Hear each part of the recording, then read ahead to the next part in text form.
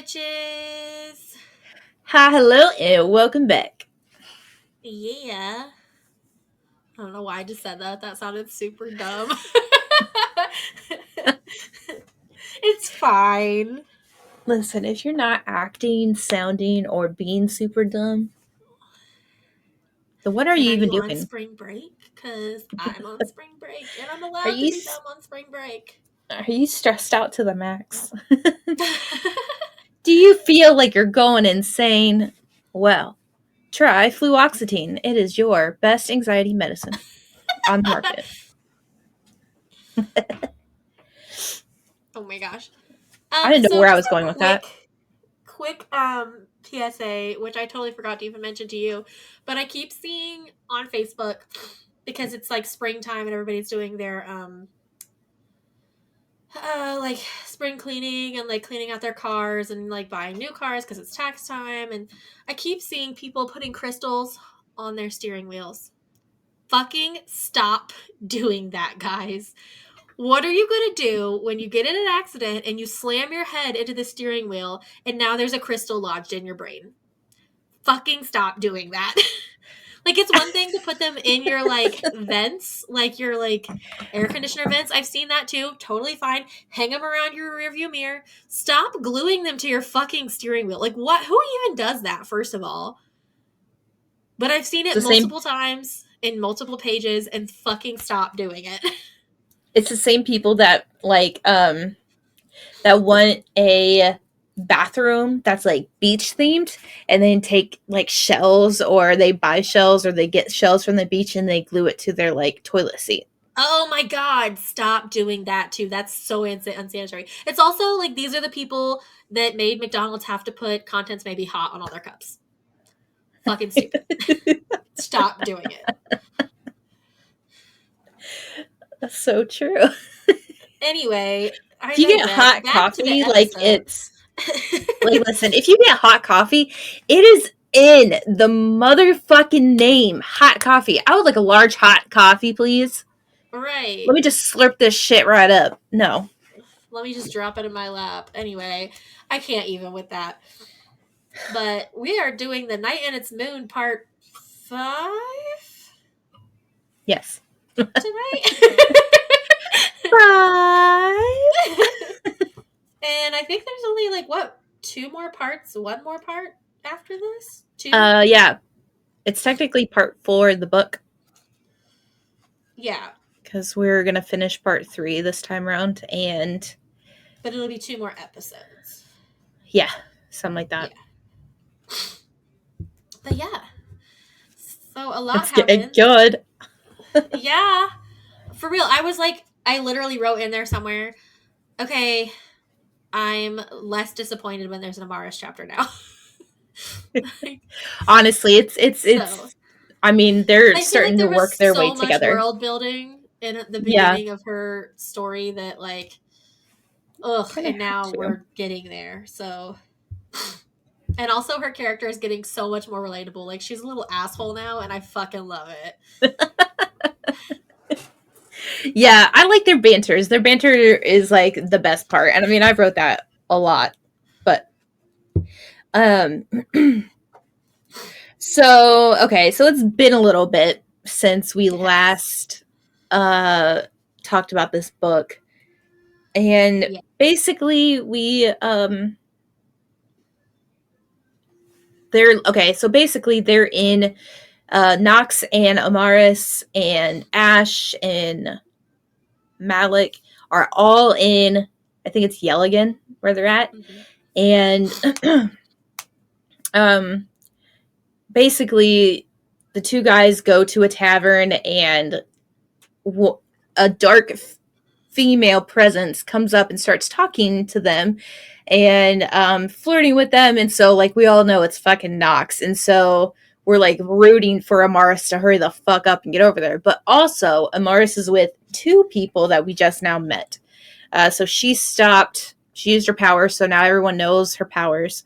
And Gadriel, or Dadriel, or Daddy Gadriel, as Piper CJ likes to name him, which I'm all for. Um, So now we start off chapter 30 with talking to those two individuals, Gadriel and Zakai. Which Whew. I freaking love that name, Zakai. And then when they Yeah. shorten it to Kai, I love it even more. Like, I just love it. Anyway, Yeah, agreed. It's a very good name. And okay, so nobody but Amaris can see Zakai and Gadriel. They all look, as they I are, guess, like like, she can't see their true. She can only see their true face. yeah, and everybody else thinks that they are like demon, like not demons, sorry. What's the word? Gargoyles. Nox describes them as gargoyles when she sees them. Gargoyles. Agamni or Agamni or something like that. I think it's a gimni, but let me Yeah, double that's how check. I pronounce it. Agamni. But so that's what they think they are, which is like tall, yeah, gargoyle-like creatures. What's the dude from Akatar? What was he? The Oh, the gargoyle bat oh, like, son of a bitch! I could have told you if you didn't ask me. right? He's like that son of a bitch. Yeah, that fucker. God damn it, Emily. All right, anyways. So gargoyle like creature from Akatar. That's basically what these guys appear to be. Um and but that's not who they are. They're like Fae, and Amaris can see them for they truly are. And I kind of wonder if the queen has something to do with this. So she casted, like, maybe she's a Fae and she can cast spells or something like that. She's got a vendetta against everybody from the north in Rascot. Um, but yeah, I just wonder if like she's got like the gift of sight or something like that. Like not necessarily like I can see into the future, but like she has visions of some sort and she could see through enchantments or whatever. And so I kind of wonder if the queen has something to do with this supposed curse on anyone that's dark fae. I mean, at I this have point a in the story, that's what I different think. theory, Hmm. but I like your theory, but I feel like it's Millicent because she's See, like building up this big force with yeah, like you I Fox to build up this big force, and I'm like, why? right. Is she Well, trying and to then like she's help the North or always something? well, is she trying to help the North or is she trying to help the Queen? That's what we don't know. We just know that she's power hungry Yeah, and that she wants power of some sort. And so she would love to work with the Queen, not because of like the Queen herself and all that, just wants power. Um, but we don't know anything yet. We're just talking, trying to learn what's going on, and that's basically what's just happening right now in the story. Um, yeah, but they're kind of surprised. They're just like, "You could see us? Like, what the fuck?"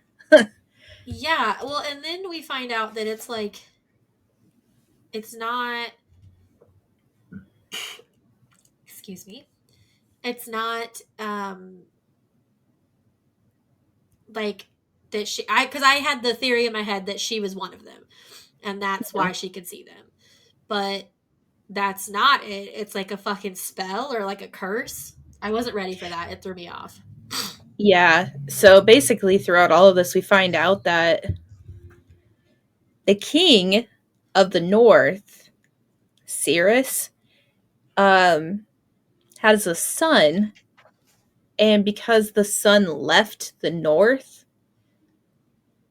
something happened. Like when he was born, like this curse happened. Like it was just Yeah. there, and they all struggle with going anywhere south. And I think the king thinks that the queen has something to do with it because once the kid left the southern border of the north, like it happened. What? Something you just said just gave me even another theory that like I'm not going to say yet because it involves things that we don't know yet, but I know exactly where you're going because I thought the same thing. Ugh. No, so and here's the thing too. I knew Ash's dad was a reaver, but like I think he's the Reaver working with um the north. Like he's actually up north. And I mean, we find out that yes, that is confirmed. And so I kind of wonder if Ash is going to have like The a Ator. redemption. Ator! Yes, that's him. Yes. Sorry, I knew it was Anyways, gonna come to me, and then I was gonna shout it when it did. Okay, sorry about that, I kept guys. wanting to say like actor, actath, or something like that, and I was like, no, I'm fucking it all up. No, so I wonder if Ash and his dad is going like I wonder if they're gonna have some redemption in their relationship, and like they're Yeah, actually going to have one. could be. I hope. But anyways, Oh my gosh, this I banter. have I have theories and things to say about all of this stuff. Also, so that's like on page 13, 313, 13. Page 13, we're back at the beginning of the book. Um, like it's she's not one of them, and that's not why she can see them. But then on 314, what the fuck was I talking about? Oh, she asks him a really valid question. Like, why cross the border if every time you cross the border this is happening? And like later it's answered, but like at the time we're like, yeah, why? Why are you crossing the border? Like, Like, what purpose do you have here other than nothing that I'm aware of? right. But like this banter, like getting to know them, like while she's like, well, they seem nice enough, but like also like the inner fighting with herself, like, no, I don't know these people. I cannot under Right. any circumstance be nice to them. The banter that they have, like the short little bites back and forth between each other, I live for that. I live for that Yes. bullshit. um Gadriel and Kai give me very much Reese and Cass vibes. Yeah. Maybe if Reese was just a little more serious, like a combination of Reese and Az and then Cass. Yeah. I think Kai is more Cassian, definitely. Yeah. And Yeah. yeah, gotta get Dadriel to back it up a little bit. I love when he gets like there's a line later when he's like, she could tell he had never seen such disrespect, and I was like, like it's just fucking funny, especially because we haven't met any female, whatever they are, Northern Fae. Reavers. So like, Oh, no, yeah. um, so like, is he not used to females? Is it or is it like the, um, oh my god, it's been too long since I've read Akatar. I can't remember the shit. What are Cass and Az? What are they? Illyrians. Illyrians. Like, is it like the Illyrians where the women are like less than? I feel like it's not, but Yeah. I don't know.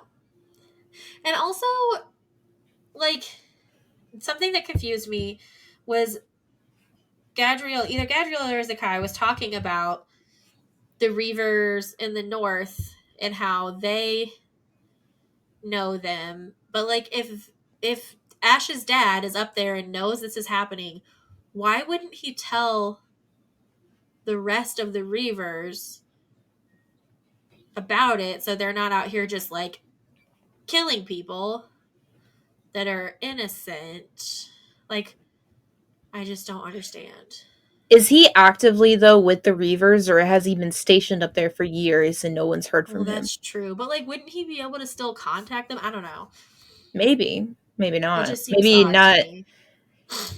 Maybe that there's like a little disconnect between the North and the South. Not necessarily because of like Well, and like maybe Samael knows, but he's not.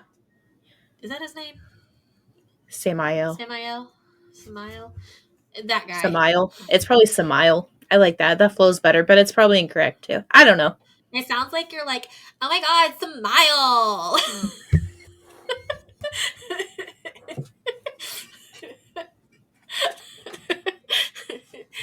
Like, say cheese.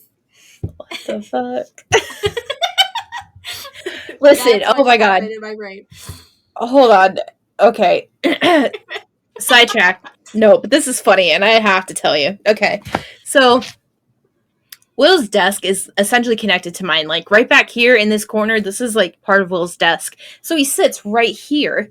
And I walked into the office and I was heading to my computer and I he like leaned back in his chair and he like opened wide and like I went in for like a hug and I had like food in my hand and he just laid there and I just kept walking and I thought at some point like I would like turn him around. I don't know what happened, but it was like the right angle. It was the right momentum of me and him. But his entire chair like just fell backwards. And he went with. He's laid on the floor with his headphones and his headphones connect to the computer. They're not like Oh no. Bluetooth, so they're connected. So he's just laying there like, help. Okay, hold on. First of all, Will, please join the 21st century and get some Bluetooth headphones. What the hell? It was so funny. Second of all, oh my god.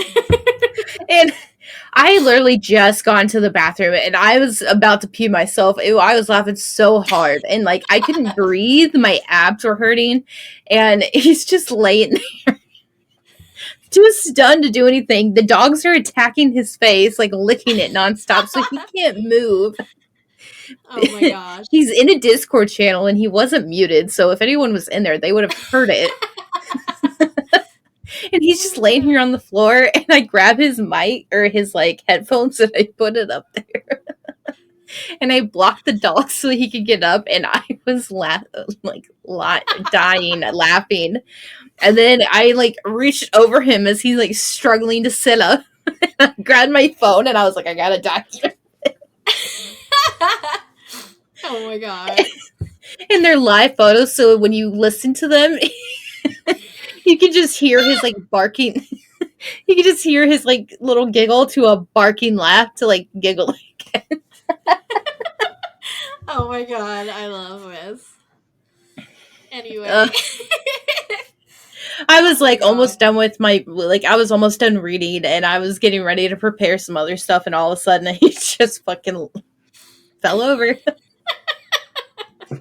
Oh my gosh. Ooh. Oh my Anyways, gosh. back to what we Alright. were saying. I just had to say that. Oh, page 315. I'm dying at the bottom. She's like Zakai is telling her like, um, all this happens because people have this curse that changes their perception of us and everybody thinks we're demons and we can't get near anyone without having arrows or spears or torches and pitchforks. And she says, yes, I get it, the thing's for demons. And then she like raises her hand and is like, you want me to be the demon whisperer. And I fucking lost it. I literally laughed out loud at that because I was like, the demon whisperer. Like, And he's like, well, that's rather rude. and then she like continues to make jokes like that the whole time she's translating for them later, and it fucking is hilarious.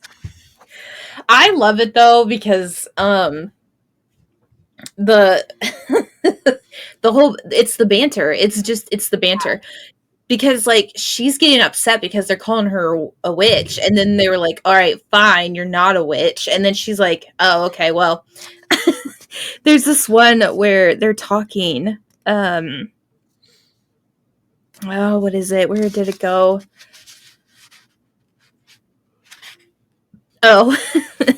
They're like talking and he's like, hey, you can't do this, you can't do that, blah blah blah blah. And he's just like, we're not demons. And she goes, and I'm not a witch. Yes, I freaking love it. And every time they call her a witch, she says something about demons. I think she calls them bats at one point. Like, No, she calls them calls them crows. crows. Crows. Crow Yeah. boys. She calls them crows a Start the lot. fandom. It's the crow It boys now. cracks me up. We're done with the bat boys. We're in with the crow boys. I don't know. I'm not in love with them yet. I'm not. I'm not in love yet. I like Zakai. He's probably I my do favorite. too. Like I'm over Ash and his annoying self, honestly, right I've now. been over Ash. But I do like Sakai. I think he's just like a breath of fresh air, like Yeah. in the I shit also that's like happening. Malik. Yeah, I like him too. Especially He's in these very, chapters to come, like I like him yeah, even more. yeah. So I just love it too because on page 321, she's starting to leave to go to the city so that she could like try to go find, like meet up with Ash and Malik. And they're like, okay, well, stick to the road and we'll be able to find you when you leave Yelligan. And like that way, like it's easier for us. And she goes, don't bother. And he goes, wait, Witchling. Like doesn't even bother correcting himself, just screams it at her. And then she just looks at him and goes, stop it, demon. And then at this point, I didn't realize that they didn't know her name. I thought they had already like established that. yeah, I didn't either. I was like, oh, but like she's just overheard their names. They never really introduced themselves. Yeah, so I was really confused about that. I was like, what? Well, and it was kind of a weird moment for Gadriel, honestly, because he like comes over to her and goes, "You've saved us, and I don't even know your name."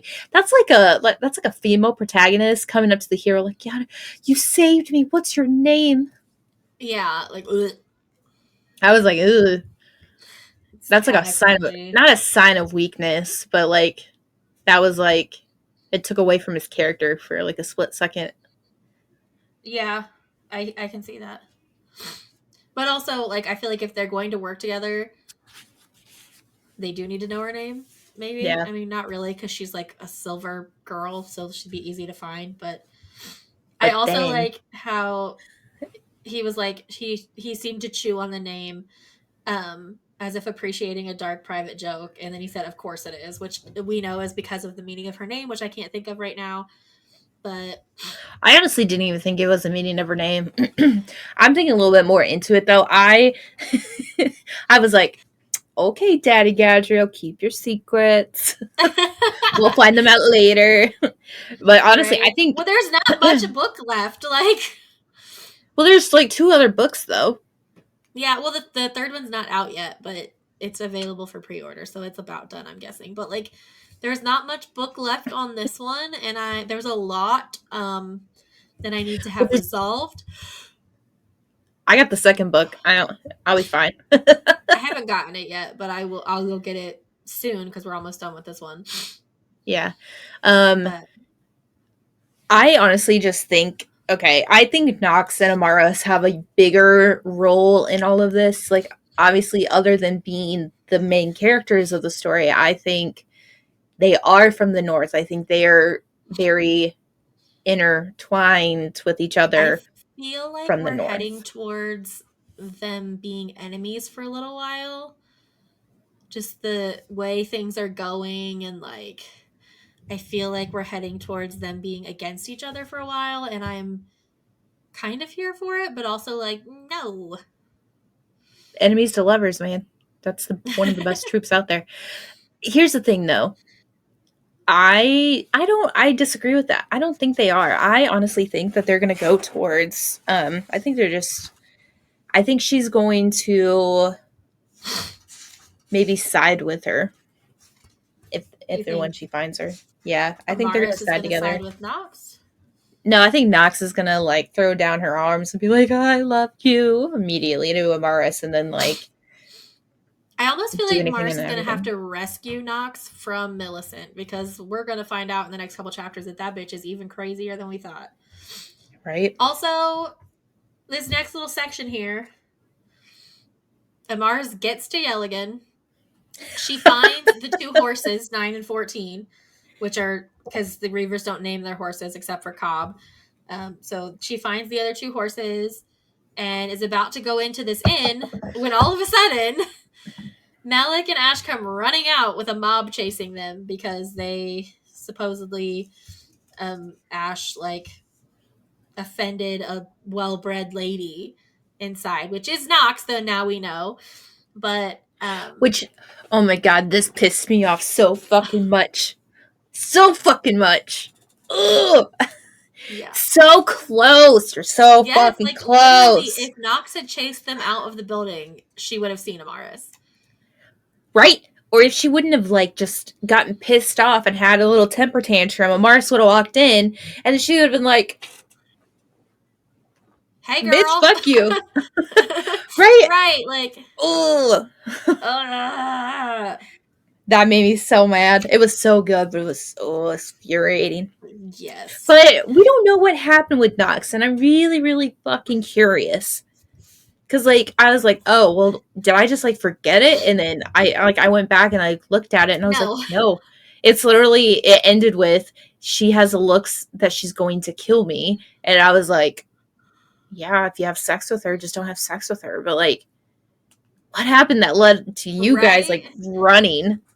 And they never really explained it. I mean, it's kind of explained. Like, she threw a fit and, She like, was screamed, like, and then yeah. everyone And then people thought that like he just like hurt her or something like that. yeah, or did So like I something. see it, but like at the time, at this point, we don't know that. Yeah. Well, and even once they explain it, there's still not like a lot of explanation. Like, it's very vague. Yeah. But we do find Um. out the reason she targeted him. But then, before we get there, some really cringy shit happens. Yeah. So they obviously find a new inn, and they kind of she's like not going into great details, but she details her power. And they take baths, and she's one of the last ones. And she, and I didn't think anything of this. And like not at first. I just assumed I was like, okay, well, she's sharing a room with Ash because the other guy like needs to be healed. All right, fine and dandy. But I wasn't I wasn't thinking twice about this either because I honestly thought she was just like, all right, I'll just get dressed in my own room. Like she's depressed, she's sad. She's not going to get Yeah. dressed right then and there. She's going to linger more. And I was like, okay, yeah, I sometimes do that. I just linger in my towel, but don't need to get dressed or whatever. And then she goes into the room and then she starts like, well, why not? We flirted because Ash is sitting there staring at her like, what are you doing? Like, where are your clothes? She's like, well, why Right. not? We flirted before. And also she just fucking drops her towel. Ash goes after her and they start making out and then like flailing around, gets to the bed. And I was like, ooh, this is a Cringe twist I wasn't fucking ready for. city. I was Right. cringing so fucking hard. This is not how you gain your friendships back. You don't sleep with your friends. You don't sleep No. with your brothers in arms. You don't Yeah, do that. and just like, what is that going to solve? Because she doesn't actually want that. So eventually she's going to have to reject him, and then it's going to cause even more problems. And I'm just like, no, stop it. Right. Stop it. I was like excited for the moment because I was like, ooh, this is going to bring more attention to like Ugh. everything that's happening. Like it was going to be like a good addition to it. But then he just stops, like literally about to stick it in. And he's just like, oh, what am I doing? And then they just Yeah. talk. And then she just starts crying. And I was like, all right, well, that was anticlimactic. I was just like, oh, thank God. I didn't want that to happen. Like, I did not want that to happen. It was so cringy and just ew. And I just couldn't, especially because it's like, that's like your brother. Stop it. Stop He it. did like right after it was like, yeah, and he knows I don't want that. And it was funny because she's like upset. And to break the tension, he's like, oh, stop it. You know, I've wanted to see you naked for years.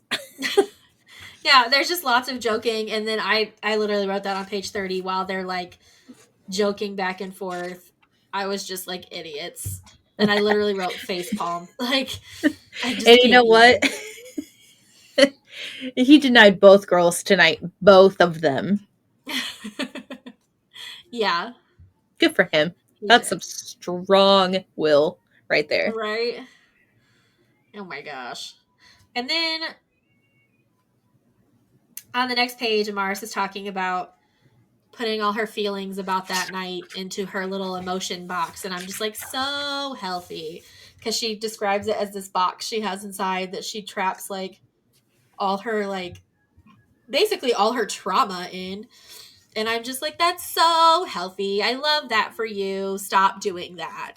Yeah, it's not good at all.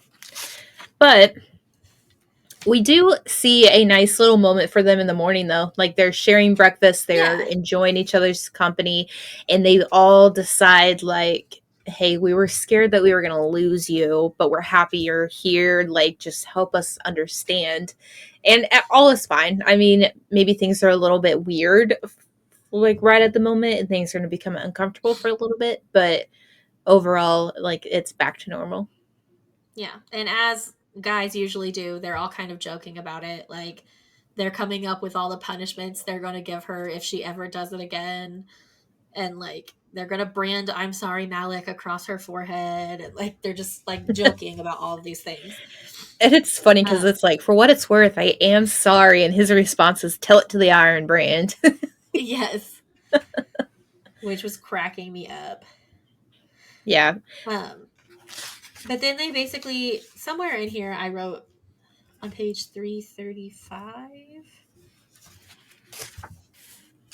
Um, but basically, Ash is like, so you don't have night vision, but you have this gift of sight where you can see through enchantments. And they don't like, that doesn't like confirm that that's what's happening, but it's like a theory, kind of like what you said. And so, Gives it an idea. yeah, which could be really freaking handy, like to be able to see through enchantments. Like, that could Yeah. be What really if the helpful, Queen's an enchantment? right? um, but yeah, and that's chapter 30. It Literally is. the And longest fucking chapter. oh my god. I know, I was like, "Oh my gosh, we've talked for a half hour on this one chapter." But then for the next chapter I have two things, and then the following chapter I have three things. Like, Yeah, I don't have a lot, I don't, except for like chapter 35, but I tend to like say all my like ideas at the same time. yeah. But So it's not chapter going to be a problem. 31 pissed me the fuck off. I'm mad. Right? Oh, It I'm was pissed. short as it was short as fuck, but it had the most fucking bullshit in it. And poor Emily. God, poor Yes, I Emily. literally, Ugh. before all of this even started happening, Millicent's in here. So we're in Millicent's office. Emily's been called to Millicent's office. Just to remind you, if you don't remember, if you're not reading the book, Millicent is the like madam that runs the Selkie where Knox works, and Emily is basically Knox's lover. Um, And but Emily's she in was the love with other, Knox. yeah, and Emily's in love with Knox, but Knox is not in love. Like, she likes Emily, but she's not in love with her. So Emily's in her office. She keeps talking about the smell of vanilla and how like disgusting it is. Um, and like how it's so super strong. Sorry, something just fell down in my Are we closet and going it to talk scared about the me. ghosts in the room? Like, come on. Just So, nonchalantly look over, see that it fell, and then just keep talking like fucking a ghost just didn't present itself to you. Okay. so Say your I shit. redid. No, my gosh, it's so funny that you just said that, because literally, my next thing that I was about to say about Millicent was someone should sage this bitch. Okay, but I redid my closet, which, Emily, you already know this, because I was changing my closet in my office into like a little craft nook. And I had hung up all of my Cricut mats with a command hook, and I apparently didn't use a strong enough command hook because it just fell. So it's not a ghost, but it would have been more fun in the story if it was. I mean, It's it still could have been, I Millicent. guess. It's Millicent Somebody the needs to sage ghost. this bitch, okay? Listen, I have like, Yeah. I don't know what it is, but she took off her gloves and she's got like amphibious arms. They're not yeah, like like what? they're not like Which frogs amphibian, but like made me it's fucked think up. of like, fuck. So this was my theory that I said I would come back to. It's a daughter, not a son. It's, or, well, I don't know. I have multiple theories. That's one of my theories, is a daughter, not a son. But I think that Millicent has something to do with the curse. And she's cursed too with this like death touch. And Yeah. that's why, you know how President Snow always kept the rose in his lapel, and they talked about how he smelled like roses in the Hunger Games. Sorry, I switched books on you. President Snow always had the rose, and he smelled like roses because he was like poisoning himself basically in order to poison other people. I'm wondering if that's why she always smells so strongly of vanilla, because like, does she smell like rotten or like fish or something because she's Ugh, like amphibious? And so that's why she always has such a strong smell of vanilla, maybe. and she But you always know wears the what? gloves. Our poor girl Emily, though, like, she didn't fucking deserve to die. Oh my god. And this whole thing, like, she's like, death isn't the biggest thing to fear. It's not money. It's not knowledge. It's love. And now, because your love has no place here, and it is your love that has killed you. That's what she says as she touches Emily with her fucking fishy death Right. hands. And she's like holding on to Emily's throat, and then Emily like Right. brings up her hands to see like what's in front of her, and she sees something foreign. So like she knows that her hands are like shriveling up, like they're older, like they're using their youthfulness, which is terrifying. Not terrifying, but like terrifying because it's like she's taking your life force from you. Right. Well, and then also, like, it's like, is she a different form of succubus? Like, I Maybe. don't know. But she has creepy, fishy death hands. Um, and she kills Emily. R.I.P. I was pissed. Pissed. Emily's one of my favorite characters, and she got the short end of the stick the whole fucking time, and now she's dead. I knew it as soon as you were like Emily's my favorite. I was like, I feel like she's gonna die soon. I have to stop having fucking favorites, god damn it. Because they That's either how end up being the bad guy or dead. I think that's how what is it? I think that's how Game of Thrones was. Everyone's like, yeah, that's my favorite. Oh, they died. Oh, that's my favorite. That died. That's my favorite. That died. Okay, I don't have a favorite. Ah, fuck it. Some random person's gonna die. Just kidding. They're gonna Everybody come back to died. life. Yeah. Anyways, but that was all of chapter 31. So that was Yeah, like chapter 31 was fucking real quick. sad. But Yeah, and it was like a bomb drop too, because like, what the fuck is Millicent? Like, yeah. what is she? And we all I thought don't that she fucking was like know. something weird because she, I mean, transported herself really fucking fast. But like, But we what? also like, What I is kind it? of thought that she was a succubus, and that's how she knew about Nox. But that's why she wasn't like selling herself in her business because she killed everybody. But then that wasn't the case. But now I'm like, what the fuck are you, bitch? Ugh. Right? Um, And then we're to a Nox chapter, finally. which was a little boring It compared to her was, previous but it was chapters. necessary. Yeah, and I'm okay with that. Basically, she's like pacing back and forth, pissed off because she lost and she's really really mad about it. And so like the first few pages is just her bitching about it. Um, But she also explains that she went after him because he's a Reaver. yeah, Like, because he and had the same kind because of sword as the assassin that came to the orphanage or yeah, orphanage. and so she was going to try to get information from him. Yeah. However, she's going to get a lot more in this coming chapter than anything ever before. But Yeah. so she opts for her most non-revealing outfit, which still is kind of revealing because it has a long slit in the side of the dress. And then she goes and talks to tavern people, Oh, hold on. innkeepers. Huh. Before that, she says something that pisses me off. On Oh, page yeah. 344, when she's like mad at herself, she's like, she lost, she failed, she's doing all of this shit. And then she says, how does she say it? Well, in any event, she's talking about Amaris and how Amaris is either like being tortured or she's been married off or she's been sold. And she's like, she says something about what would they do with such a fragile girl? And I'm like, Amaris was never fragile. You treated her like she was, and the orphanage treated her like she was, but she was never fragile. Right. I don't know. But That pissed me off. also, she doesn't realize that because Millicent straight up told her that like she was captured. So she probably assumes that she's still like this sweet little girl who couldn't get away kind of thing. That's true. I don't And know. she's It just probably pissed not me off. assuming, not assuming, but she's probably not thinking like, oh, I should probably look for her in soldiers or anything too, because she Right. is not thinking that opposite of it. But but this cute little moment between Knox and a little girl comes though, and it's so Yes. cute.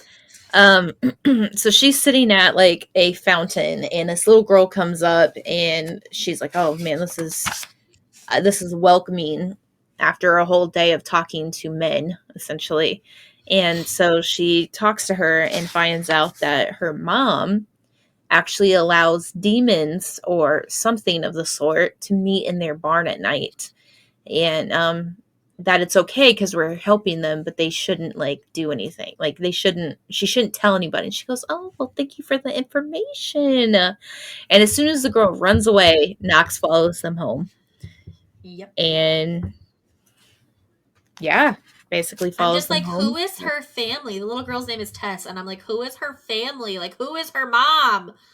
I know, and I wonder too if Wild. they're like somebody related to the Reavers, maybe, Maybe. or somebody sympathetic to their cause. Maybe she lived up north and then now she's down south. I don't know, because basically those kinds of like evil demon people, the ones yeah, Gimney. they Agimni, they can speak your native tongue when they're telling you lies or anything like that. Um, so she's like, well, maybe they threatened her, or maybe they did this, or maybe they did that, but like helping them, like the kid seemed like it was a fine and dandy thing. Yeah. So she's like unsure of herself, but she creeps into this barn and she's listening in on stuff, and she hears so much shit, so much. So Um, much. and But before also, that though, why can she understand them? I think she can, but she can't. So she hears like the screeching kind of stuff, but she understands that. But she doesn't Is hear that them because she's talking that. part demon? I think so, part something. Yeah, I'm Because she just might like, not be a why can she succubus. understand? She might be dark fae or like fae of some sort, and her powers are like the succubus power. So maybe that's it. Yeah. I was just like really confused and I need answers. Why can she understand them? I'm sure we're gonna get those answers, but like I Yeah, just wanna know. yeah. But basically, she talks to them and talks about oh, what is it? I Sorry, just hear your fucking phone call. I I just hear just your had phone go saw off. oh my bad. I'm moving it. Let me throw it I over was like, there man, so what's it's not happening? And I buzzing. hear the ding, ding, ding, ding. Anyways. I was laughing not at my phone, but at I just looked down at the book on chapter 33 and it's Knox is like going into the barn, right? And Mm-hmm. when she opens the barn door, it's one of those like divided doors that barns have. So like you can open the top where you can see in, but the animals can't get out. And just the top part opens, and she's like, "Fucking goddess damn piece of," and I'm just like, "Same girl, same." Girl, I get it. I fucking get it. No, And then she calls herself a spineless jellyfish. I'm just dying. I know. It's great.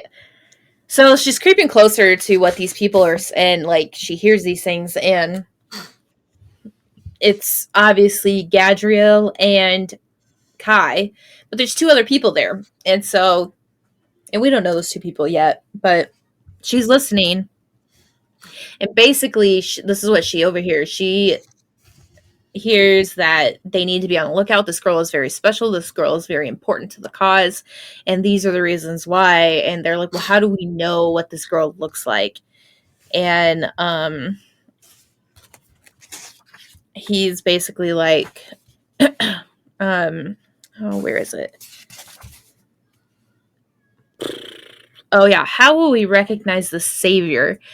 Gadriel says she fits the description. She's hard to miss. She's traveling with two men, one half fae. The girl herself is as white as the moon. And then as soon as like Nox hears that, Nox is like, what? And then they go on to talk about her eyes. Basically, like she looked for her silver hair, and if you're close enough, her eyes are as purple as lilacs in the spring. However, she is covering up, probably to mask those things. And so she starts like passing out. And during Yeah. this whole conversation, this is what we hear about how like the king is ordering everybody to do this because he's desperate, and he doesn't care if it's your friends or your family or anything like that. Like, he's going to do it, and they're just like, why are you going through with this? Like, we could save ourselves, we could do this. And he's like, this, he's our king. So they're having an argument with themselves as Knox is coming in there. And then as soon as she hears Amaris, the description, she just like starts fucking passing out from, I don't know, she's going to a black hole, and she essentially just falls off this fucking ladder and alerts herself to everybody. Yeah. And I'm just like, you poor, confused little lovesick girl. Like, even though Yeah. she's gone through so much in the past 3 years, she's still just a little girl and like really Yeah. immature. And I Um, think that's why she asked Tess for like a hug, because it's kind of like hugging her inner child yeah, in a way. yeah. But then obviously this is not actually the Agimni, so they don't hurt her. She just wakes up later. I'm kind of surprised they didn't at least like tie her up or something, Honestly, I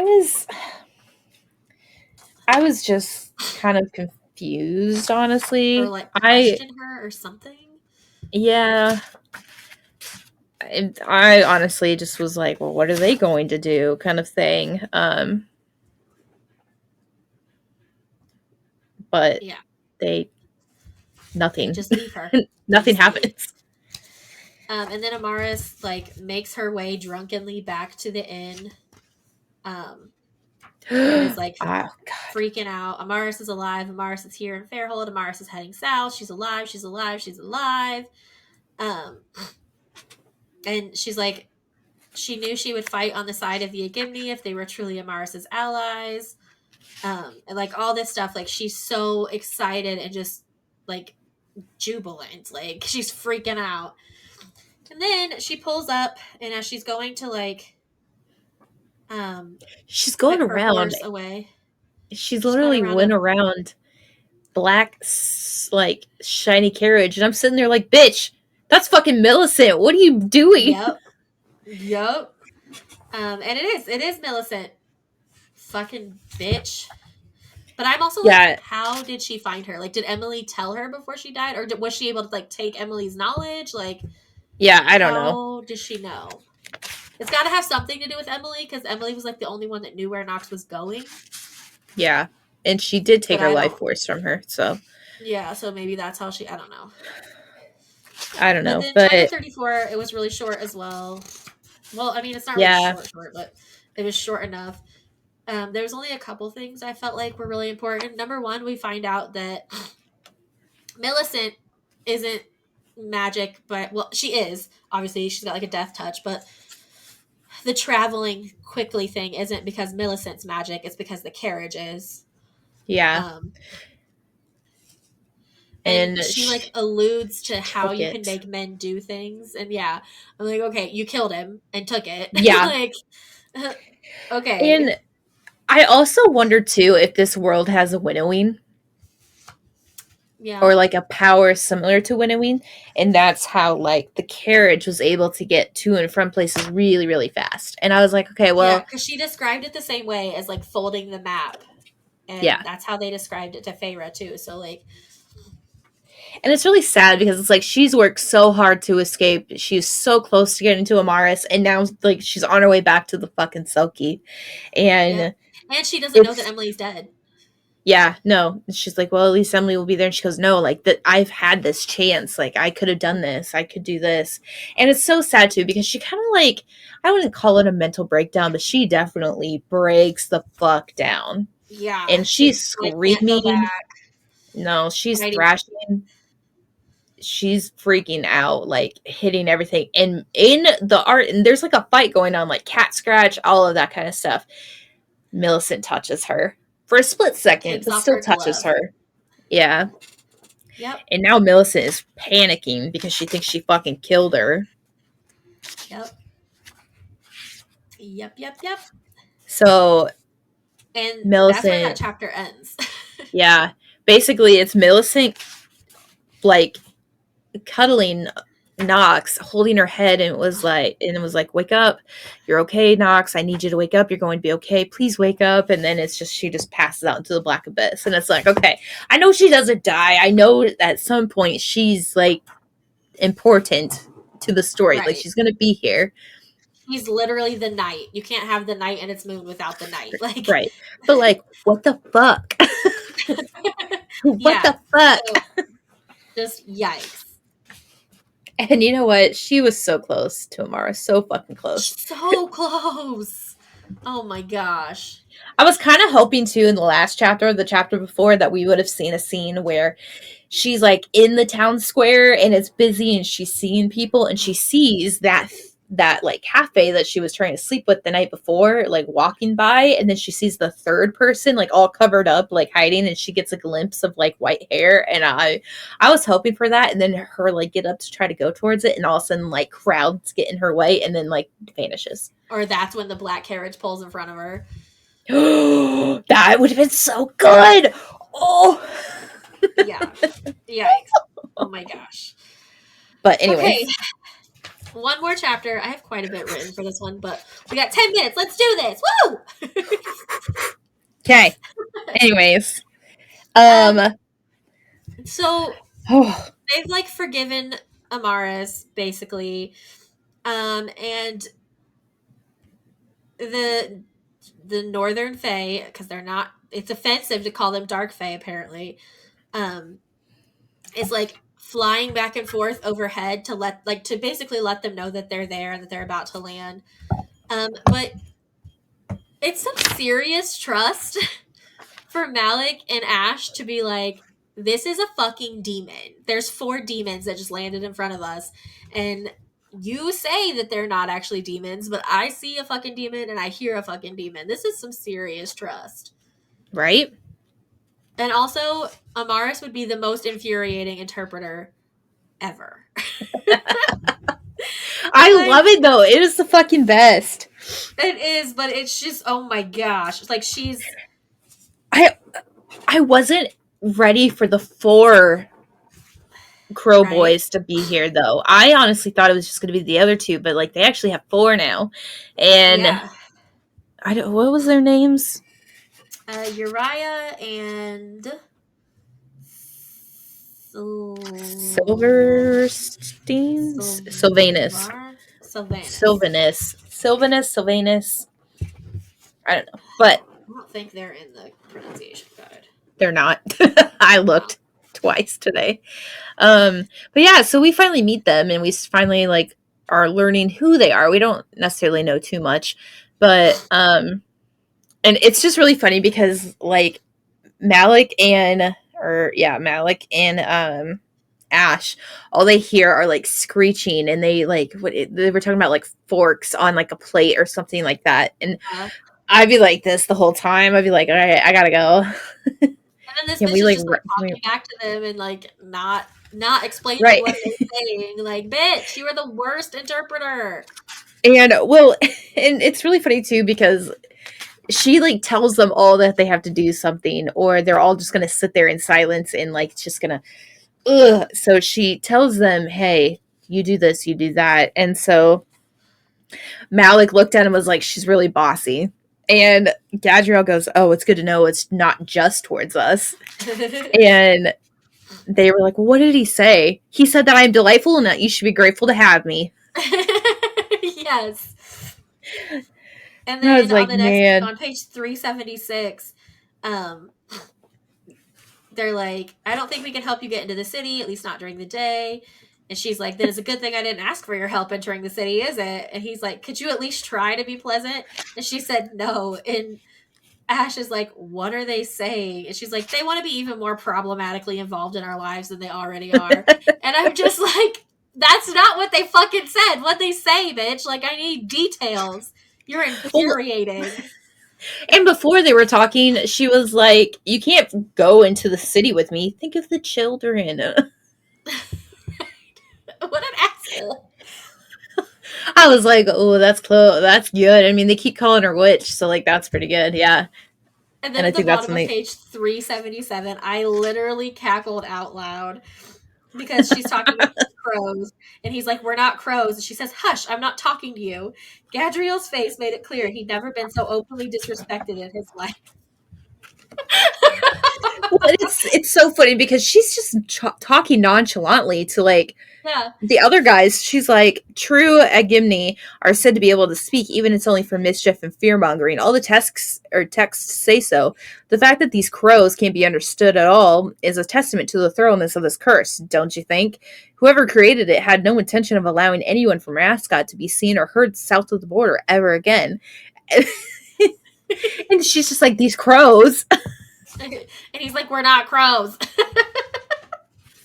I'm just I dying. wasn't talking to you.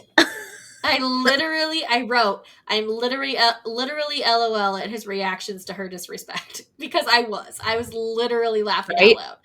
And this is the part where I was like, the Crow Boys start the fandom. Yeah, well, and then they start telling the story of the king and the son and the like the heir and all this, and I'm like, this doesn't feel like it's the whole story because Kai won't look her in the eye, and Yeah, like and I I was feel like like, there's more to the story. right, and I was like, okay, maybe the Queen's son is Ceres' son. And I was like, but what if the son isn't actually a son? And what if it's a Maris or Nox? And what Oh, if when they're we the get to quote the unquote temple, I have a whole Nox? theory, Ooh, and I have honestly, a same. reason for my theory. But But at the end of this, there's like, you know how they do the little like asterisk thing, like to show like the change in scene. So on page oh yeah, 381, right before that, it says, "One more thing before you go," she began. She tilted her head to the side as she looked at Gadriel. "How does the king know it's a boy?" And I'm literally like, same, sis. Like, I'm thinking the same shit. yeah. I was like, My theory changes once we get to the temple. But at first, I was like, how do you know it's a boy? Like, is it Amaris or Nox? Like, I don't yeah, I I was. don't think it is any longer, but I have a different theory. Well, and I can't wait to hear that theory. But basically, after all of that, they're told that they need to go to the temple of the All Mother. Which, okay, so they finally get to this place and they're looking at it, and I'm honestly struggling to like picture it because all I can thinking of is Rivendell from Lord of the Rings, Okay. like a very It's not what I fairy was picturing. elf-like picturesque location with like waterfalls surrounding it. I was picturing like the Mayan ruins before they were ruins. Like with the waterfall and like the jungly area and like the vines and I know there's not vines, but that's what I was picturing. Like Well, a big I wouldn't say temple. vines, but their roots. Okay, Yeah. I'm thinking. Okay, now that you mention that, I'm gonna mix Rivendell, a little bit of Rivendell, like the ethereal look of that, with Yeah. like the tombs and pyramids or whatever in like India or like the Yeah. Himalaya areas, Yeah. those jungle-esque regions. Yeah, I Yes. can see that. Um, And I like as they're describing it, they're talking about like how beautiful it is and like how centered in nature it is and like all these things. And I'm just like, I want to go there. Like, right? I want to go there. And then like I love that this religion is matriarchal. I don't Yeah. like I'm just such a little feminist and like my little heart gets When excited I about first started matriarchal reading things. this, I saw like religion, I was like, ugh, religion. This better I not mean, have like a huge same. part in it. But when I started learning a little bit more about it, I was like, okay. Because when I'm thinking like the bishop that came and did all of the annoying things, I was thinking Catholicism, like without a doubt, Yeah. Catholicism. But then when I hear it from an actual like priestess at the temple, I'm like, okay, so it's matriarchal and it's definitely not And those Catholicism. bishops are like the lowest of the low on the totem pole. Like they're Yeah. yeah. Matriarchy for the win. Fuck the patriarchy. Also, so we're in the temple now. Mars is the only one that can go in. No one else can go in because they're men. This I when I imagine like in my head this character, does she have a name? No, she's just a priestess. Yeah. I don't. Maybe. I don't think she's had a name. Um, but I'm imagining. I can't think of her name right now. She's in the Black Panther. She played the lady that's The queen? nope, the bald lady that was like a warrior. Oh, she was like the like general of the army kind of thing, like head of the I can't army. think of her name right now, but I'm obsessed with her. She's just a goddess, and that's what I imagined when I pictured this lady, like super dark. Like they're like she is as dark as Amaris's light, and like that's Yeah, just what so I she's imagine. like ebony reincarnate, like beautiful, Yeah, basically. and I'm imagining her as bald too. I don't know if she is bald or not, but that's what I'm imagining. Yeah, I don't know. Well, I think she had. I think they're talking. Were they talking about like her hair at one point, or were they just like trying to describe her tone? I don't know. Um, Regardless of that, Amaris is but her asking these long black questions. hair is in her long black hair is in thick, elegant braids, independently fused together. So she has braids, but I was imagining her bald. So Yeah. Here's the thing, though. Amaris is asking all these questions, and then Amaris is not getting these answers. And she's trying to think of new ways to ask these questions and new ways to get these answers, and it's still not working. And it's kind of fucking frustrating at this point for me. It might not be so frustrating for her, but it pisses me off. And here's the reason why. it So is I am a frustrating for huge, her. well, yeah, maybe not as much as my frustration, because I get heated with this She gets so bullshit. frustrated she tries to use her power on the damn priestess. Oh, that's right. She was like, okay, no. She didn't even fucking try at that point, though. She literally asked and was like, all right, where is this? Yeah, like she didn't ask. She gave her a command trying to use her power because the priestess is human And the and the priestess priestess was like lost her really fucking mind. yeah, she just like laughed at her basically. Oh, yeah. But so she's asking all these questions, and this is what I'm picturing. Um, so for anyone who has ever played Legend of Zelda, love that. Love it. It's my favorite. It's the best thing ever. Well, in each Legend of Zelda, there is a character that essentially it's kind of like this. Like we'll ask you or like we'll tell you things, we'll ask you things, you'll answer it one way, and then it like goes on another tirade, and it's fucking annoying, and you can never skip these things, and it pisses me off. One notable one is the owl from Ocarina of Time. You literally get through everything and you're like, sweet, I'm gonna go do all of this cool fucking shit throughout Hyrule. And then you get, and I've tried so many times. I've literally stopped the game, restarted from my save point just to see if I could like go around this moment. Never, never. This fucking owl comes in, talks his bullshit, and then, unlike every single other dialogue in the fucking game, where if it asks you the question, your like confirm, move on one is the very first one. And the second one is no, I need to hear it again. And at this point, you're like used to it. So you're like, all right, let's fucking go. And then but no, this one's opposite. No, I didn't hear you is the first fucking one. So then you have to hear this stupid ass bullshit all over again. And I've done that 4 or 5 times and I never fucking learned. That's what this reminded me of. That stupid fucking owl. I don't remember his name. I don't give a shit what his name is. I don't like him. I love those games, but there's always a character like that, and he is the fucking worst. Ugh. But Oh my god. that's how I felt reading these scenes. I like started to black out. I was getting so mad. I was like, oh my But god, this. Oh my god, no, this. Oh my god, oh my god, oh my god. Like I was right, like, oh my gosh, he has a daughter, not a son. On page yeah. 393, and then um on the next page she says, or at the bottom of that page she says, can you or will you tell me where the king's son is? And then she says the king has no son, and I'm like, oh, he has a daughter.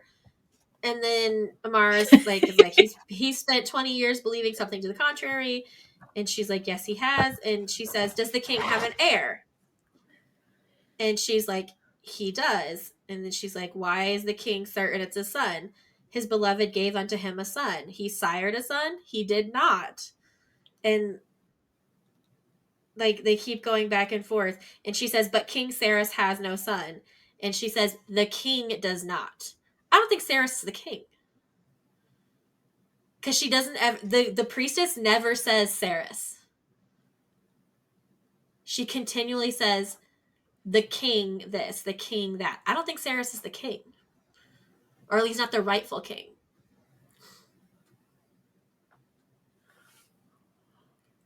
What? It still might be that Noxer Amaris is the rightful king's daughter, but I don't think Saras is the rightful king. Okay, and think about this theory for a second too. What if his beloved or whatever is Millicent? So I was thinking that too, and like he put like did he put a curse on her to give her the death touch, or did she put the curse on him and his people, or did someone else entirely put the curse on them? Here's the thing though. I think he like left her when she was dying cuz I think like there was like a little tidbit where he like lost his beloved. So like what if she died but like her this is her power? Like you said like rotting flesh, like what if she smells like rotting flesh and that's why she's consistently consumed with vanilla scents? So like what if Yeah, she's a corpse, like a zombie reanimated corpse like a Draugr? gross. Well, But and I like it. I kind of wonder that too, just because of the fact that like they talked about the All Mother being like Yggdrasil, Yggdrasil, and all of that, and it makes sense because like Yggdrasil is in Norse mythology is the like tree of life essentially. So like you have that tree, and on the middle ground you have Midgard, which is Earth, and then all around it you have the various lands or realms of uh, like Norse mythology, Asgard included. And Also, so, speaking of what the if there's tree, different realms? We're not going to go that far, but go ahead. but speaking of the tree, I love like Amaris harps on the fact that she's like, it's a fucking tree. The symbol of the All Mother is a fucking tree. And like she's just like she just says I it like over and over. Like she's just like we've been worshiping a tree. Like she just can't get over it. And this is I like where just she this is like where it she like cracks me up. realized religion's not the best. Yeah, I was just dying because like they described the symbol of the All Mother as two vertical parallel lines with like a U shape at the top, and like it's a very crude tree. I can see it. But she's just like it's a fucking tree. I can't even. It's like she can't get over the fact that it's a tree, and I was cracking It's up a with that. fucking tree. I love it. It's great. But Um, ooh, yeah, I only had one more thing written down for the whole thing, and it's like the last page. So did you have anything else in there? nope. On the last page, she says something about um, oh, the only truth Amaris had learned was that the more she studied, the more land she visited, the more people she met, the more faith she uncovered, and the things she read, the more she realized how profoundly little she actually knew. And I'm like, isn't that just life? Like, the more you learn, the more you realize how little you know. And like, I literally had an existential crisis about this the other day because I was like thinking about like all of the things I want to learn. And like, there's not enough time to learn everything I want to learn in life, like in a normal human lifespan. And I was just Right. like, ah! Well, here's the thing. Okay, so I've been kind of having this crisis thing too. It's kind of like, man, I'm getting older. When I get older, I'm not going to be able to do certain things that I might have once been able to physically do, or I'm not going to be able to retain information like I once did. And I was like, I know I need to live in the moment and enjoy what I have, but god damn it, sometimes I like have like an existential crisis because of all the things that I will not be able to do when I get I older because literally, of financial status in my life. Um just what I do with my health, life. Like I'm like, not right health. Like I'm not saying like I hate customer service and like working at PetSmart. I just hate the hours. Sometimes I would really enjoy having like a 9 to 5 job. Other times I enjoy like the back and forth because it keeps me on my toes. Other than that, like it's fucking hard to do anything that I want to do because I can't yeah, the afford nine it. to I five can't just afford comes to with a quit. bureaucracy. Yeah. But But I literally had it. So dementia runs in my family on my paternal side. All of the women on that side of my family have had dementia. They don't get it till they're in their 70s. But still, I'm like, so do I only have 40 good years? And then I was like, my mind and my knowledge and my like intelligence is the thing I am the most proud of. So once it starts to go, I'm gonna be inconsolable. So I just told Brittany, I was like, just I have life insurance that starts like if I'm incapacitated, which dementia would count. I made sure when I got the life insurance, I was like, it starts while I'm still alive. Put me in a really nice home and leave. Don't stick around because it's not gonna be pretty. And she was like, I can't do that. And I was like, what did you? That's on you. But I am telling you, you don't have to stick around for that because it is not fun or pretty. But no. knowing her, she's gonna be like the fucking Notebook, and she's gonna be like, "Come back to me, Allie." No, listen. I okay, my mom was a nurse in nursing homes, and that was like my childhood growing up. Like I grew up in nursing homes visiting my mom. Maybe I didn't like explicitly grow up there because like she lived there for a job, but didn't like, you know. So I was looking at apartments one day in the area, and I was like, man, this place would look nice. And then I looked at it and I was like, oh, that looks like an old person home. You know, like when you look at pictures and it's just like, yeah, that's like end of life, like Yeah. living.